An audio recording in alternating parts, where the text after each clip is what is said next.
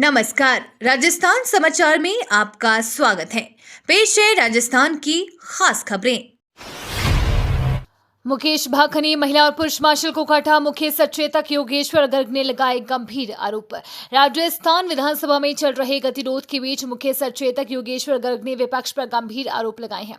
उन्होंने कहा कि विधानसभा में उठाए गए मुद्दे नियम और प्रक्रिया के तहत आते हैं, लेकिन विपक्ष ने इसे अनदेखा करते हुए मनमानी करने का प्रयास किया। उन्होंने बताया कि पहले ही ये व्यवस्था दी गई थी कि अगर कोई मुद्दा उठाना है तो वो संबंधित नियम के तहत होना चाहिए। गर्ग ने गंभीर आरोप लगाते हुए कहा कि निलंबित सदस्य मुकेश भाकनी ने एक महिला और एक पुरुष मार्शल पर हमला कर उन्हें काटा। उन्होंने कहा यह स्थिति बहुत ही गंभीर है, इस मामले की पूरी जांच की जाएगी और जरूरत पड़ी तो एफआईआर भी दर्ज की जाएगी। टीकाराम जूली का बीजेपी पर वार। नेता प्रतिपक्ष टीकाराम जूली ने विधायक मुकेश भाकर के निलंबन पर कड़ा बयान दिया है। उन्होंने कहा कि जब से भाजपा सरकार सत्ता में आई है तब से लोकतंत्र में काले अध्याय जुड़ते जा रहे हैं।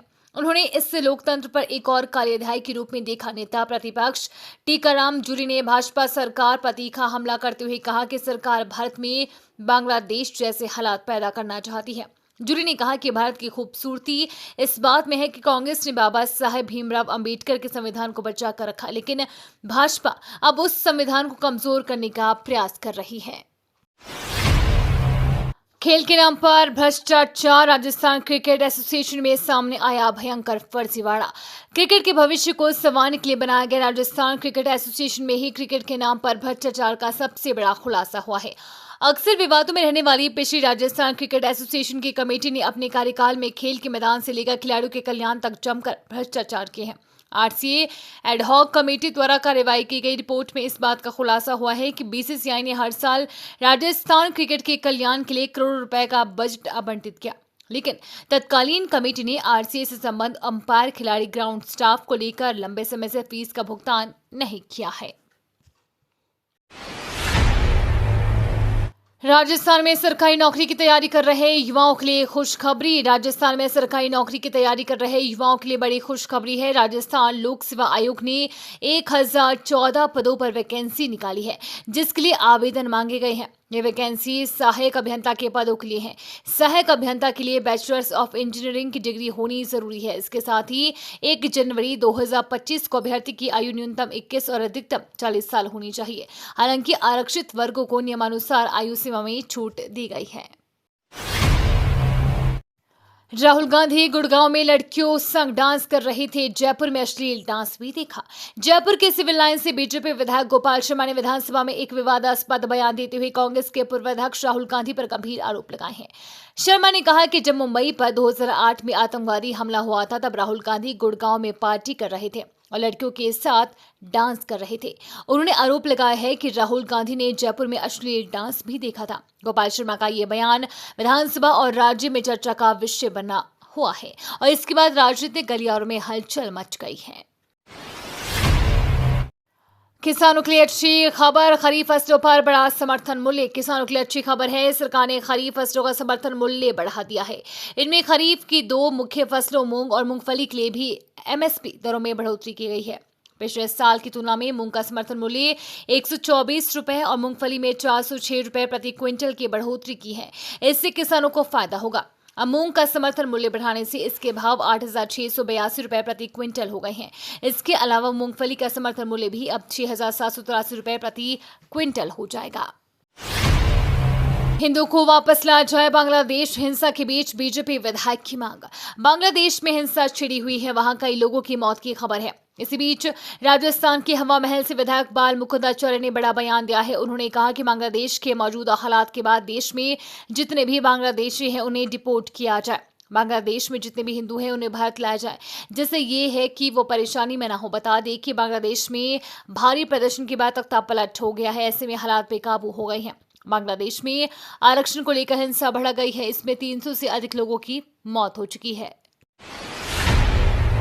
महिला प्रेग्नेंट करो और लाख पाओ। मेवात के ठगों का नया तरीका। राजस्थान में मेवात के साइबर ठग अब सोशल मीडिया पर महिला को गर्भवती करने का विज्ञापन जारी कर रहे हैं। इतना ही नहीं, गर्भवती करने वाले शख्स को 35 से 40 लाख रुपए तक देने का झांसा भी दिया जा रहा है। ऐसे में भरतपुर आईजी राहुल प्रकाश ने सोशल मीडिया पर पोस्ट करते हुए ऐसे विज्ञापनों से सावधान रहने की अपील की है। पुलिस ने इस संबंध में 3 साइबर ठगों को गिरफ्तार किया है। फेसबुक पर इन दिनों कुछ युवतियों के वीडियो पोस्ट हो रहे हैं। इसमें युवतियां ऐसे लड़कों की डिमांड करती दिख रही है जो उन्हें गर्भवती कर सके। साथ ही युवती वीडियो में ऐसे लड़कों के लिए एक ऑफर भी दे रही है। राजस्थान में राशन डीलरों की हड़ताल समाप्त। राजस्थान में राशन डीलरों की हड़ताल समाप्त हो गई है। खाद्य मंत्री का आश्वासन के बाद हड़ताल समाप्त कर दी गई है। इसमें 4 करोड़ 40 लाख राष्ट्रीय खाद्य सुरक्षा योजना के लाभार्थियों को राहत मिल गई है। आज बुधवार से प्रदेश के सभी 27,000 राशन डीलरों की दुकान खुल जाएगी। खाद्य मंत्री सुमित गोदारा के आश्वासन के बाद राशन डीलरों ने अपनी हड़ताल खत्म की है। वार्ता में राशन डीलरों की मांगों के संबंध में एक कमेटी बनाने का निर्णय किया गया है। राशन डीलरों को और मजबूत किया जाएगा, जिसमें राशन डीलरों के साथ विभाग के अधिकारी भी शामिल होंगे। हर सप्ताह ये कमेटी राशन डीलरों की समस्याओं पर चर्चा करेगी और मिलजुल कर उनकी समस्याओं का समाधान किया जाएगा। राजस्थान विधानसभा अनिश्चितकालीन के लिए स्थगित। राजस्थान विधानसभा अनिश्चितकालीन के लिए स्थगित कर दी गई है, जबकि कांग्रेस विधायक मुकेश भाकर को 6 महीने के लिए सदन से निलंबित कर दिया गया है। विधानसभा में कल कांग्रेस के विधायकों ने जमकर हंगामा किया। सरकारी मुख्य सचेतक जोगेश्वर गर्ग ने कहा कि सोमवार को मुकेश भाकर को प्रहरी बाहर निकालने के लिए गए तो उन्होंने महिला समेत 2 प्रहरियों का हाथ काट खाया। उन्होंने भाकर को 6 महीने के लिए विधानसभा से निलंबित करने का प्रस्ताव रखा, जिस पर स्पीकर वासुदेव देवनानी ने उन्हें 6 महीने के लिए निलंबित कर दिया। इसके बाद विधानसभा की कार्यवाही अनिश्चितकाल के लिए स्थगित कर दी। राजस्थान में बाढ़ जैसे हालात, फिर भारी बारिश का ऑरेंज अलर्ट। राजस्थान में भारी बारिश का दौर जारी है। बीते 24 घंटे के दौरान राजस्थान में कहीं कहीं पर गरज चमक के साथ ज्यादा भारी वर्षा दर्ज की गई है। पाली जिले में सबसे ज्यादा 257 मिलीमीटर बारिश दर्ज की गई है। मौसम विभाग ने अगले 24 घंटे के दौरान राजस्थान के विभिन्न हिस्सों में भारी बारिश जारी रहने का पूर्वानुमान जताया है। खासकर पश्चिमी राजस्थान में भारी से ज्यादा बारिश होने की चेतावनी जारी है। इसको लेकर ऑरेंज अलर्ट जारी किया गया है। खासकर सीकर और नागौर जिलों में भारी बारिश का ऑरेंज अलर्ट जारी किया है। बाकी बीकानेर, जैसलमेर, जोधपुर, पाली, सवाई माधोपुर और झुंझुनू जिलों में जोरदार बारिश का येलो अलर्ट जारी किया गया है। 1 करोड़ से ज्यादा केंद्रीय कर्मियों पेंशनरों को तगड़ा झटका। केंद्र सरकार ने अपने 1 करोड़ से अधिक कर्मचारियों और पेंशनरों को तगड़ा झटका दे दिया है। वित्त राज्य मंत्री पंकज चौधरी ने मंगलवार को राज्यसभा में स्पष्ट तौर से बता दिया है कि कोरोना काल के दौरान सरकारी कर्मियों का जो 18% DAR रोका गया था, अब उसका एरियर नहीं मिलेगा। राष्ट्रीय परिषद स्टाफ साइट के प्रतिनिधियों सहित विभिन्न कर्मचारी संगठनों ने DOPT के सचिव से आग्रह किया था कि 18 माह के DA का एरियर कर्मियों का हक है। केंद्र सरकार के कर्मियों व पेंशनरों को कोरोना काल के दौरान रोके गए DAR का एरियर जारी किया जाए। सहारा समूह के निवेशकों को दी वित्त मंत्री ने बड़ी खुशखबरी। वित्त मंत्री निर्मला सीतारमण ने लोकसभा में कहा कि सहारा समूह के जिन निवेशकों के पास कागजात पूरे हैं, उन्हें पैसे वापस करने में कोई बाधा नहीं है। सुश्री सीतारमण ने प्रश्नकाल के दौरान एक पूरक प्रश्न का जवाब देते हुए कहा कि सरकार तो हाथ जोड़कर खड़ी है कि आइए सारे कागजात लाइए और अपने पैसे ले जाइए, लेकिन कोई आ ही नहीं रहा है। उन्होंने विपक्ष पर तंज कसते हुए कहा कि आप बाहर जाकर ये नहीं कहें कि सरकार पैसा नहीं दे रही है। सरकार तो पूरी तरह से तैयार है। इस मामले की शीर्ष न्यायालय निगरानी कर रही है। अमेरिका ने रद्द किया शेख हसीना का वीजा, ब्रिटेन ने भी दिया झटका। बांग्लादेश में भारी प्रदर्शन और हिंसा के बाद शेख हसीना भारत आ गई है। सोमवार को उन्होंने प्रधानमंत्री पद से इस्तीफा दे दिया था।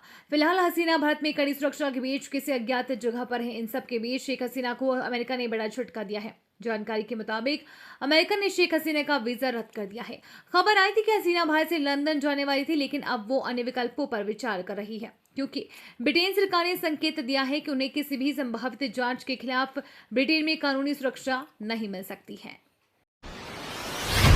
मिड डे मील घोटाले की ईडी ACB से जांच जारी। राजस्थान के शिक्षा मंत्री मदन दिलावर ने मंगलवार को विधानसभा में कहा कि पूर्ववर्ती सरकार द्वारा मिड डे मील में करोड़ों रुपए का घोटाला किया गया है। इस मामले की जांच ईडी और ACB कर रही है। उन्होंने कहा कि घोटाले में लिप्त पाए जाने वाले राजकीय कार्मिकों के विरुद्ध भी सख्त कार्रवाई करते हुए उन्हें निलंबित किया जाएगा। शिक्षा मंत्री मदन दिलावर ने प्रश्नकाल के दौरान सदस्य के इस संबंध में पूछे गए पूरक प्रश्नों का जवाब दे रहे थे। उन्होंने बताया कि कोरोना काल में मिड डे मील में गंभीर अनियमितताएं की गई हैं।